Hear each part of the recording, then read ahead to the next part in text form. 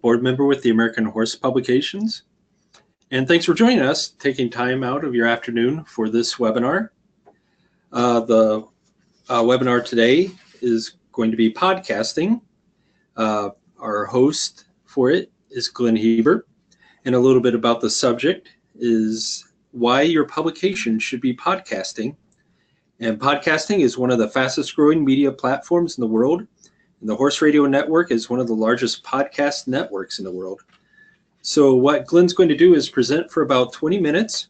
It's going to be followed by a Q&A.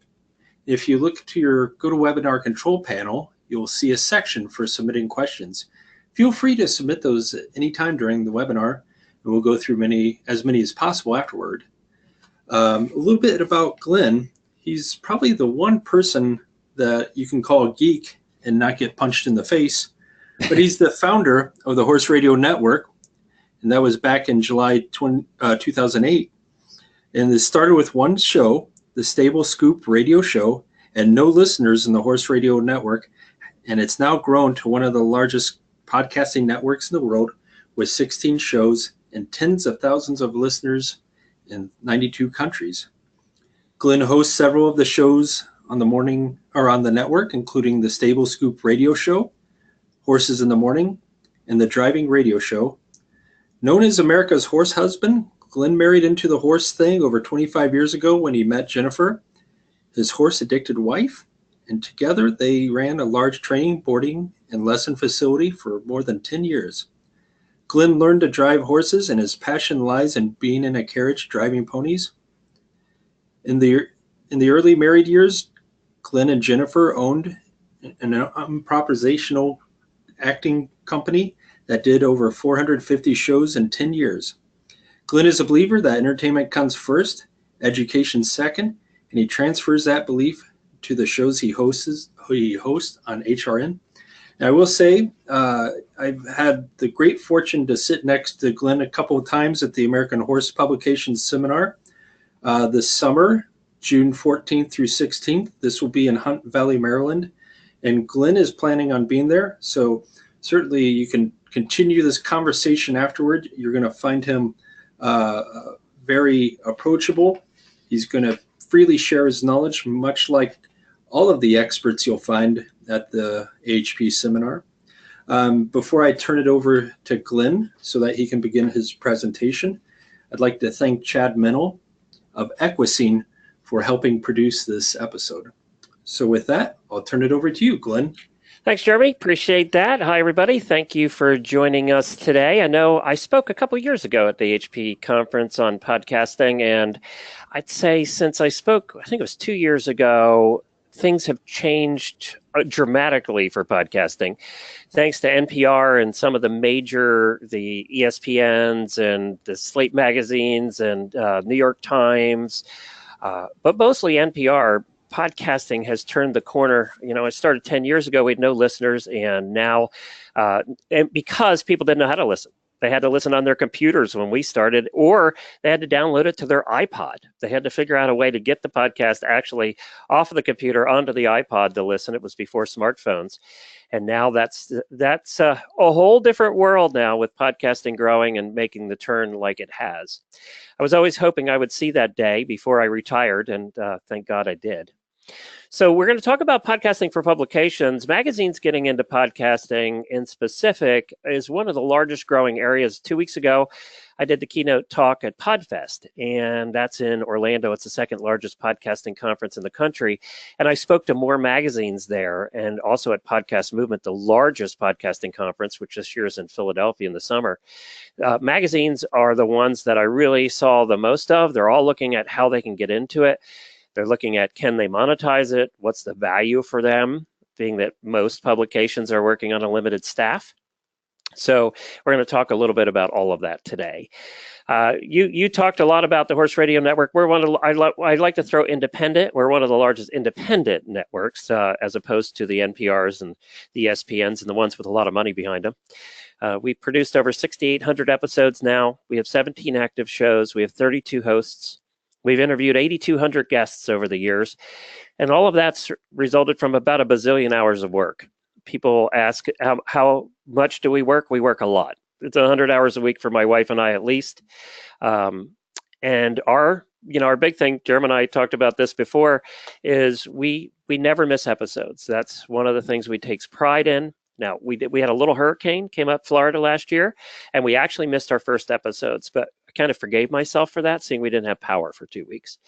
But that's one of the most important things that we're going to talk about today, is never missing episodes and being consistent with what you do. It's just like you would never miss publishing your magazine on time, because people are paying for that.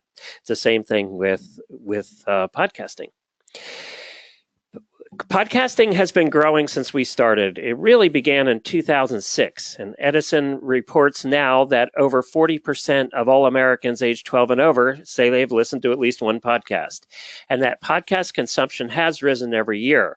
There was this myth a couple of years ago that podcasting was decreasing, but it actually has been increasing every year. We have seen that at the Horse Radio Network. We've never seen a down year.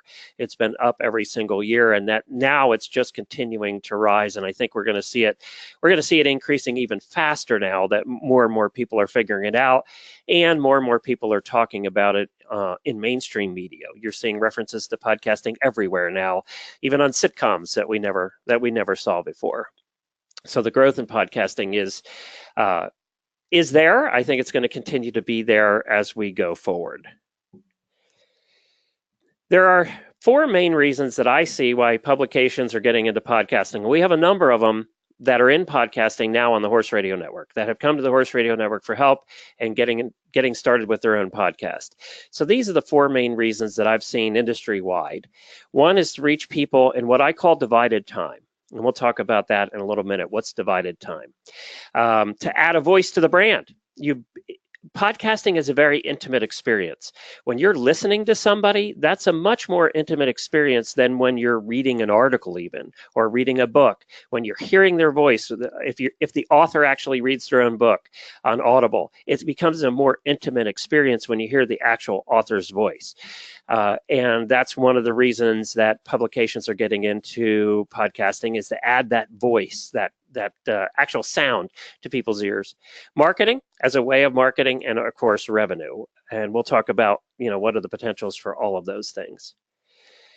Reaching people in divided time. There's undivided time and there's divided time. That's what I call it. This is my own term. What I mean by that is undivided time is people are focused on something. They're focused on watching TV. They're focused on watching a video. They're focused on reading a book. They're focused on reading a magazine, whether that's online or on their screen, or whether it's a physical magazine in a lap. It's their undivided time. They are focused on that. That actually, studies have shown that actually is the least amount of time in a day that a person has, that they're doing an activity, is undivided time or focus time. So as a publication, you're reaching people when they're focused, when they can actually focus on reading something. In a magazine's case, they're actually reading the magazine. Whether that's while they're sitting, at a horse show and they're flipping through the magazine, or in the bathroom. It's still time when they're really focused. When we reach people is what we call the divided time. And with audio podcasts, and that's what I'm going to be talking mostly about today as opposed to video podcasts. With audio podcasts, we're reaching them, it's an average of 40% of the rest of their day when they're not sleeping or doing other activities where they can't do anything. So we have that other chunk, that 40% of chunk, when people are doing other things. They're divided time. They're driving, they're working, they're cleaning stalls, they're doing housework. If you listen to podcasts, that's when you're doing it. I listen when I'm driving, I listen when I'm doing housework, I listen when I'm outside picking the paddocks. So that's when people are listening to us in the divided time. That allows you to take your publication and your brand and take it out of the undivided time and bring it into the divided time. You can now reach people, instead of that 10 to 20% of the day, you can raise that to 40 to 60% of the day by bringing them content, your content, when they normally would not hear it. So that's what I call divided time. You're also adding a voice to the brand. It's interesting. Business Insider just said, research suggests listeners connect with podcasts because our brains work harder to imagine audio stories than visual ones. In turn, listeners form an intimate connection with the voices they hear. we have heard over and over and over again, and I just got off a cruise last week with 40 of our listeners. We sponsored a horse lovers cruise, and we had 40 listeners sign up. Those people knew everything about us. They, as the host, they knew everything about me because we've shared over the last 10 years.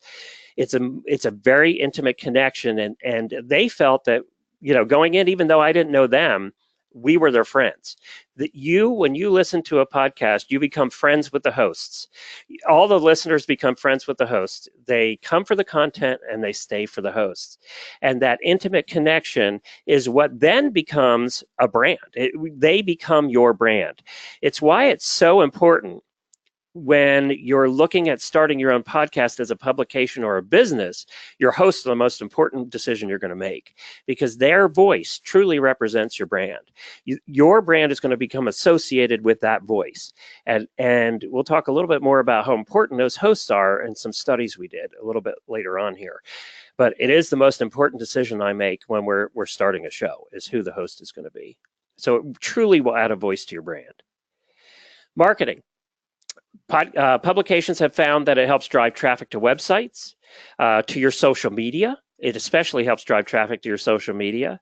It supports your authors and contributors, because you, depending on what your content of your show is, you're probably going to be talking about stories that you've written, and you're just going to go in a little deeper, or you're going to tease a story you've written by having the author on or the subject of the story on, and then you're going to be referencing people back to the magazine to read to read the rest of the article or the rest of the story. So it really is supporting your authors or your contributors. It's making a little bit more of an intimate relationship with them. It's bringing them a little bit in closer to your brand if you have them on the show. So it's tying them in a little closer to you. It also keeps the consumers in your sandbox. If they're not reading your magazine in that divided time when they're doing other things, they're listening to us over here at the Horse Radio Network. They're not in your sandbox when they're listening to us. So it's a way of keeping them in your sandbox or your brand in that time when they're doing something else. And ultimately, you hope it increases subscriptions. Now, from the magazines I've talked to, they have seen increase in subscriptions, but having a podcast hasn't been the thing that will save a magazine. It's not going to increase subscriptions enough to save a magazine that's having trouble, but it does supplement what they're already doing in their other marketing they're doing. It's a supplement to the other marketing that you're already doing. It's another marketing piece. So it's not something that's going to come in and save something with the magazines that I've talked to in and out of the horse world. And then, of course, revenue and ad dollars. You can have sponsors on your show. You can choose not to. You can do it as a branding vehicle for your magazine, and you're the only advertiser on it. You're just promoting subscriptions to your magazine. You're trying to drive traffic to buy something. And there's a lot of podcasts out there that don't have any advertising, but the hosts are trying to sell something that they offer, services or product. So you can do it either way. You can actually use it as a way to get your advertisers that are saying, hey, I'm not sure about continuing with print alone. I need to be doing other things. You can then offer the podcast as one of those other things, as a package deal. And the magazines that we have that are doing shows are doing that. They're really offering it as a package deal. Sales is sales. It doesn't sell itself. You still have to sell the advertising on a podcast. It's probably a little harder. It has been a little harder in the past to sell advertising on a podcast because the advertisers didn't understand what a podcast was either. That has gotten easier for me in the last 2 years as podcasting is becoming more popular. We actually, for the first time in 10 years, have advertisers coming to us wanting to advertise where we didn't initiate that conversation. And that's been the first time in 10 years. So people are more familiar with it, and you already have the relationship with them. You're going to be just saying, hey, we have another vehicle. You're going to try and tie them into your brand and keep them, again, in your sandbox so they don't come to some other place to a podcast directly. You can offer that to them as part of a package. Advertisers have a very emotional connection to the places they advertise, whether it's your magazine or a podcast. It's even more emotional with a podcast because they like hearing their voices if they're part of the commercials, however you set that up. They like hearing you talk about them. They like hearing the host say, hey, I use this product and I really like it. that becomes an emotional connection. And that's the reason that we've had a 70% retention rate over the last 5 years. 70% of our advertisers have been with us over 5 years, is because of that emotional connection. Now, they do see results or they wouldn't keep doing it, but between results and the emotional connection is why they stick with it. So that's going to be the same for you. And you have a tremendous advantage over most podcasters starting out, because you already have a relationship with your advertisers. You already know them. They know and trust you. You're just offering them another vehicle. And hopefully then you can make some money with your podcast. Will you make as much money as with your magazine? No, because there's not as much room. Well, we usually only put about 4 ads in an hour show. That'll be our max. So you're just limited in the number of ads you can do in a given period of time. Whereas in your magazine, you might have almost half the magazine is ads. We can't do that with the podcast, or people just will tune out and not stay with you. So that is the limitation, is time. Jeremy, am I good so far? Any questions you want to? No? Okay. Sorry, Glenn. I was muted. No questions so far. You're okay, doing good. great. All right. So Slate Magazine was one of the big ones that came in early on as far as magazines are concerned. They started 10 years ago, and their podcasting arm has really become their signature. It really has become a profit-producing center for them, and they've done it right. They've really put a ton of time and effort. They put a lot of money into it too. Whereas in the horse world, with the limitations we have with help and things, we can't put as much money and resources in it as Slate did, or as many of the Breitbarts of the world, and the Huffington Posts. They can put the Time magazines and all of the Newsweeks and all of them that they can put in that we can't. So we have to do it. A little more down and dirty. We have to do it without as many resources. So we just have to be a little scrappier about how we enter the podcasting space with our limited resources, and strictly not always money, but people. It's interesting. One of their quotes was, "Talking to microphones seems easy, but doing it well and creating shows that listeners really care about is much harder." That is one of the hardest things we do. Is everybody can start a podcast, but making it really truly compelling and making people want to stick with it over years is what our challenge is. And we just did a listener survey. This is just part of it. We had hundreds of responses, but almost all the responses were the same. They were, "Why do you listen to our shows?" And the top reason is the hosts. They come. We always say in podcasting, there's a term, and I used this at the podcasting conference. They come for your content, they stay for the hosts. If your content is good, but they hate the hosts, or they found the hosts boring, or they just have a personal dislike for your host, they're not staying. So your hosts are your most important thing you're going to do. It's been shown over and over again with our listeners. The reaction we get, the feedback we get, is always about the hosts. Yes, it's about the content, but it's usually about the hosts. So that's still going to be something that you have to choose carefully and wisely when you start a podcast, and choosing the right host to represent your brand. Getting into podcasting is easy. It's about $200 on equipment. You find the right hosts. You figure out a tech partner or like a network like ours to work with, or you do it on your own.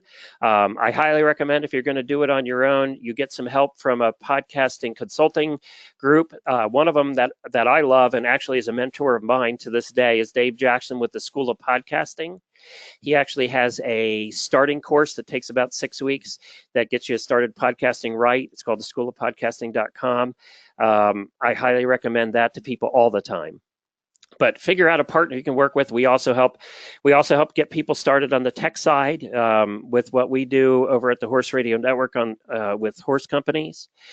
You plan the content, you start recording. I mean, that's really how easy it is to start podcasting. We don't have to worry about printing. We don't have to worry about layout of printing and all of those complicated things that you folks do. We have to worry about putting together a compelling program. Starting a podcast is easy. Staying in podcasting is hard. 90% of all podcasts pod fade. It's a new word we invented, in the first 6 months. That means 90% of people who start a podcast will be done in the first 6 months, and they will be done podcasting. It is difficult to stick with it. It is something you have to commit to, just like publishing your magazine. And it is a lot of work. We suggest that a quality show requires 10 to 12 hours of pre and post production for every hour of recording. And that includes marketing it. That includes everything you're going to do around that podcast, around that episode, is going to be 10 to 12 hours of pre and post production. If you're working with somebody like us, we can take some of that away because we do a lot of the post production. But if you're doing it all on your own, it's going to be time consuming. Right now, we're recommending to all our clients that they start twice a month. A weekly show is hard. It's hard to do. It's hard to maintain. It's hard to keep up with. So we're recommending right now twice a month. You can build an audience at twice a month. You can't build an audience that's been shown at once a month. It's just not frequent enough for people to stick with you. So twice a month is what we recommend. You can always then go to weekly as the show develops. You have more sponsors than you do time. You can always go to weekly. But starting a show twice a month is the sweet spot, and that seemed to be what we saw a couple of weeks ago at the podcasting conference. 3 keys to a successful podcast. 1, it must be engaging or entertaining. It has to be entertaining. People cannot be bored. They will not stick with you. I don't care how good the content is. They will not stick with you for an hour or half an hour or 45 minutes. Some of the most popular podcasts in the country right now are hours long. One of the top history podcasts right now goes up to 6 hours an episode, and he's got millions of downloads because it's engaging for the whole 6 hours. So the length of the podcast doesn't matter. Our most popular show is 5 days a week, an hour and a half every day. Horses in the Morning is by far our most popular show, and it's an hour and a half, 5 days a week. Yet we have Horse Tip Daily show that's 5 minutes. So the length of time doesn't matter. It's how engaging or entertaining it is for the time that you're there.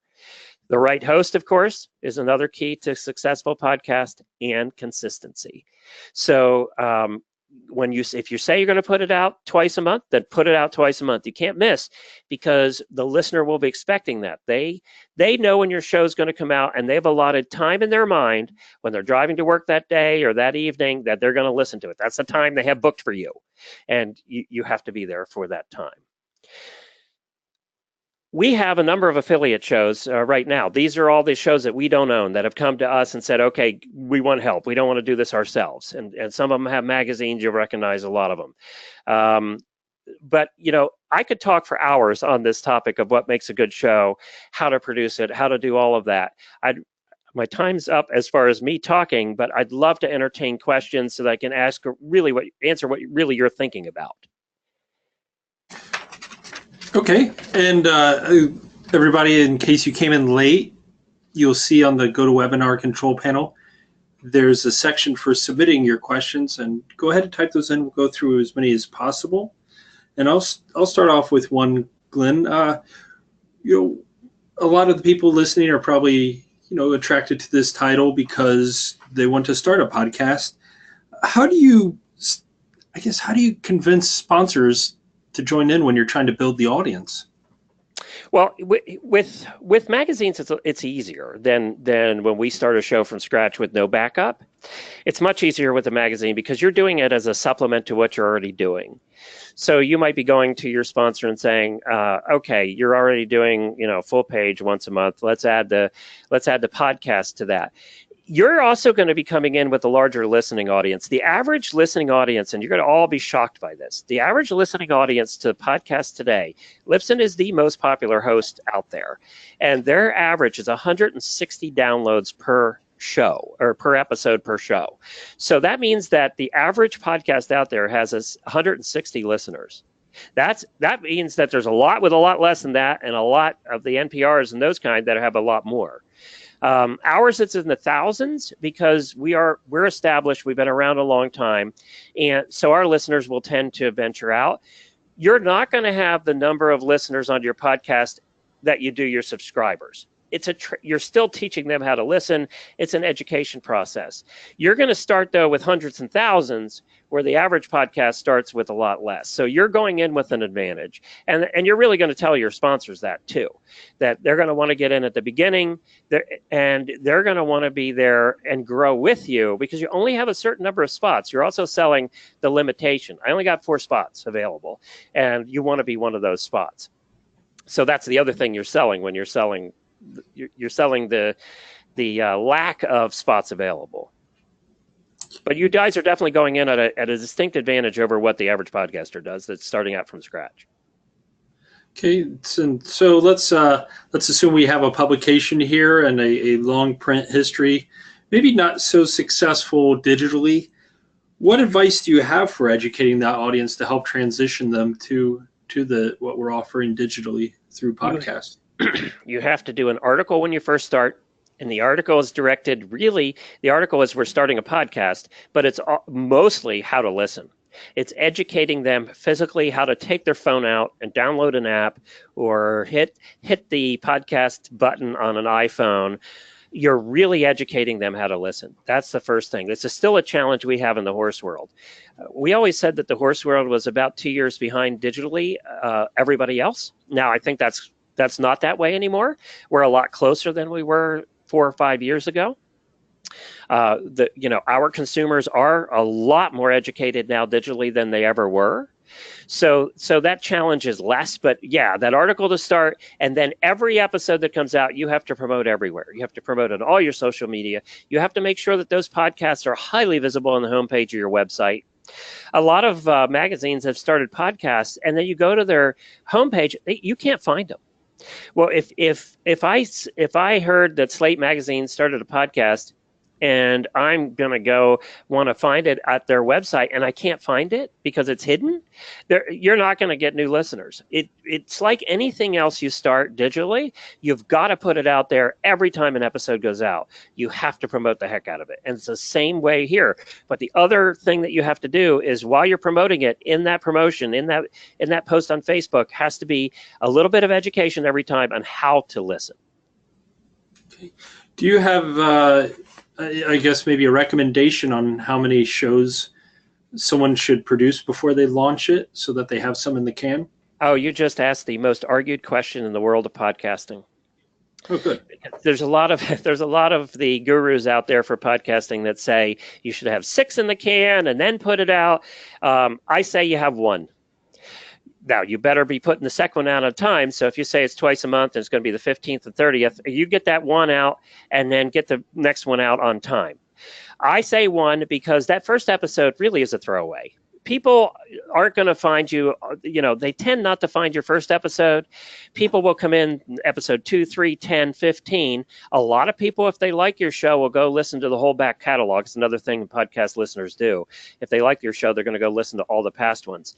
But the first one, it takes a while. It takes a week or 2 to get in iTunes, to get in Google Play, to get in Stitcher, to get in all the podcast players.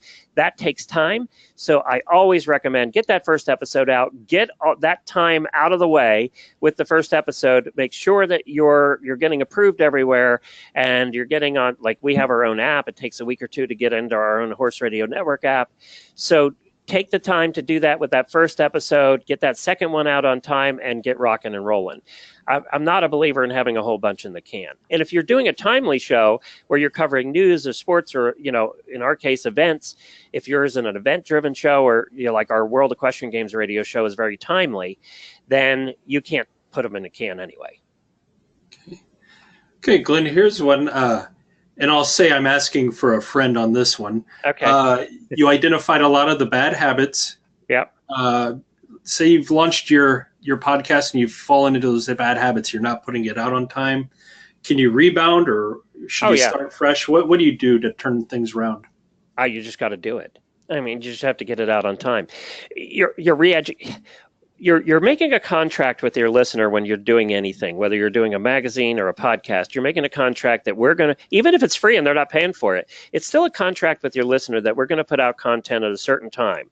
And they're expecting that. They have trusted you. They're listening to you, so they like you.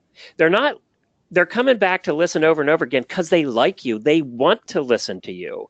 And what you're doing by not putting it out on time is disappointing them. So what you have to show by starting to do it on time again, they'll forgive you once or twice for that, is putting it out on time again is, okay, you can be trusted again. You're going to show up. You stood me up for my date. You know, we've been going out 3 dates, and the fourth one you stood me up. I'm not going to give up on you, but, you know, the fifth and sixth date, you better be there on time. And that's true. You can always get back into that rhythm, and people will come back. Now, if you do that too often, if now all of a sudden I put 2 or 3 episodes out and I'm gone again for 3 months, they're going to take you off. Eventually, they're just going to delete your show. So you're going to be starting all over again then in the education process that we're back, and you're going to have to do more social media than you ever did before. So you can come back from that, but you got to be consistent then when you come back. Okay. And as a final question, you know, it's up on the screen right now, edutainment.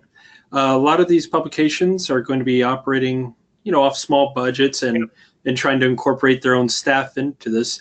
How do we turn an editor or a salesperson or a marketing person into an entertaining, engaging radio host? You know, it's not always the case that one of those people, it's been interesting to see the ones that we do, because not always is it one of your own people. It could be somebody that is involved in your ecosystem, but is more fun and entertaining and has a huge sense of humor, and they become your host. So I give you an example here. The one show, Arabian Racing Radio, is a magazine. Okay, so they do an Arabian racing magazine. Well, the publisher, Stephanie, is the host, but she also got somebody from within her industry to co-host with her. So he's a writer for the magazine occasionally, but he's also mostly on the thoroughbred side. But he's entertaining. He really knows that world. So she got somebody from, that's not necessarily from on staff. It doesn't have to be somebody on staff. It could be one of your writers. It can be even an independent writer, but that's pretty loyal to your magazine. It just has to have the personality. So you have to think outside the box a little bit. Yeah, the staff is not always going to have the time to do it. But is there somebody in your remote organization? If you look out a little bit into distant family and not immediate family, will you find somebody out there that would love to do it, would love to have the passion for talking and for doing this? And not all writers are good talkers either. I don't think I'm saying anything out of school there. We know that. Not all authors are good interviews, for that matter. And you'll know whether those people are or not if you like listening to them. So it is something that we take seriously. One of the things we do to interview our potential hosts is we have them on as a guest first, without telling them that we're looking at them to be a host for a show. So we'll have them on as a guest because I'll know in 5 minutes whether they'll be a good host. It's usually a good indication of what kind of guest they are, or what kind of host they'll be. So, it's one of the things we do when companies, when magazines or whoever come to us, like the Plaid Horse magazine or Pollock Report or any of them, when they come to us, we're helping them with that process, because it is still the most important thing you're going to do is find a host to represent you and find an entertaining host. Okay. Well, with that, we'll wrap this up. And I want to thank you, Glenn, for giving us all your time. It's been fun. It's always fun talking about podcasting. And again, if you're going to be at the American Horse Publications meeting, and it's going to be Hunt Valley, Maryland, June 14th through 16th, you're going to have the chance to network with Glenn. I'm telling you, he's going to give you all the time that you want. Sit down, ask him questions. He's as giving of information as anybody you're going to meet, so you won't be disappointed. Well, I don't believe, one thing I wanted to say is I don't believe there's competition in the podcasting space. I think that the more podcasts there are, and I've told you this before too, Jeremy, the more podcasts there are, we're all helping each other educate people on how to listen to a podcast. People don't listen to just one. So if they find yours, they're going to come looking and they'll find ours. If they find ours, they're going to go looking and find yours. So we're at the point now where we're still educating people, and it's going to take a lot of us to do that. So it's one of the reasons that I'm willing to help people get started. Okay. All right. Well, with that, thank you, Glenn. And I also want to thank Chad Mennel of Aquascene for helping produce this. Thanks, Chad. And anybody who came in late, you can catch this on the American Horse Publications member-only site. Chad's going to get to work on that and send it over, so it should be up by tomorrow. And check back. We're going to have some more webinars this year. We'll have one later on in the spring. We'll be sure to share that on Facebook and the AHP site. And thank you to everybody watching. Throw one more thing out there. We're at the HP conference like we did last year. We're going to be doing our Horses in the Morning show live from there. So if you want to see how we do a show, or you want to be on the show, we're going to have a bunch of guests from AHP, so you can be on the show there too. So we'll be doing that live from the conference. Okay, well, you heard it, and look forward to seeing everybody there. Look forward to seeing Glenn and catching up on podcasting. And again, thanks for listening, everybody. Bye, everybody. All right, take care.